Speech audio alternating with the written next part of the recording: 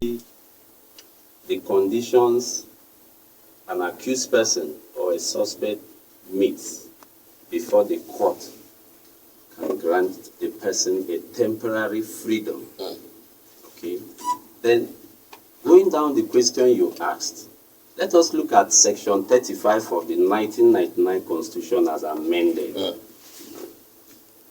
In that section, it is right that bail is a legal right. Section 35. Okay, 35, okay. It is a legal right guaranteed by the Constitution. It is free. Then also, Section 158 of the Administration of Criminal Justice Act also reiterated same position. But the Administration of Criminal Justice Act went ahead to say that the only person who cannot be bailed in such instance are crimes punishable by death. So, it then means that the only person the law refuses bail are those who have committed heinous crimes. Suspected to have committed. Suspected to have committed heinous crimes. Why I use the word who has committed, most accused persons may have given confessional statements to the police. So at that point, they are presumed that they have committed a crime. So crimes punishable by death are not bailable until the final decision of the court.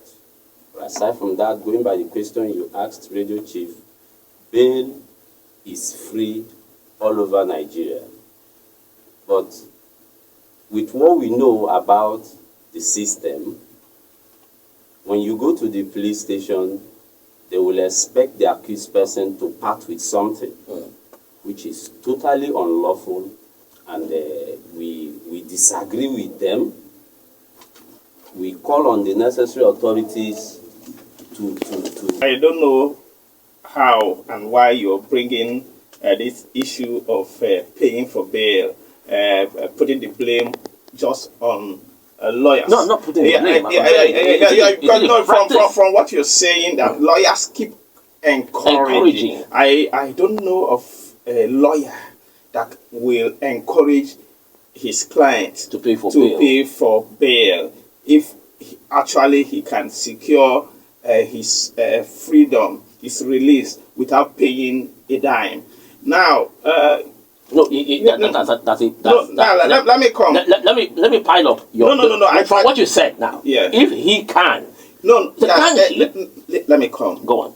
You see, you will want your client out of a jam. Yeah, to be granted bail, and the police will just want to keep him or her there. Now, as a lawyer, I forgive Amakree, will not encourage my client to pay. But it is your client. You tell your client, that's the way I do my practice. Look, we will be able to secure your bail without paying anything. At worst, we will go to court to apply for the enforcement of your fundamental human rights. But it will take us a little time. It won't just be immediate as at today.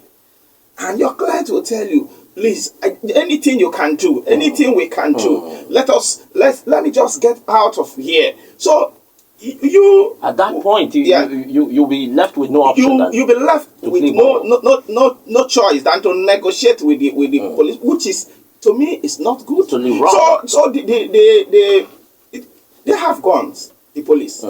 They have the cells, they have the keys. You don't have.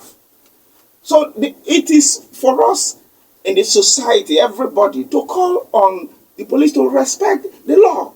If you go to those police stations, you see boldly written, bail is free. Don't pay any money for your bail. In short, they will even put a number. If you are in some police station, if anybody receives money from you here, call so number. All those will go for nothing. You have the provost marshal at the state that are responsible to discipline the police when they err. But it would be so much Herculean for you, a tax for you to secure a punishment for a police officer for violating the law, for refusing to do what the law says he or she should do. So it is a circumstance we are constrained because your client will stay there forever.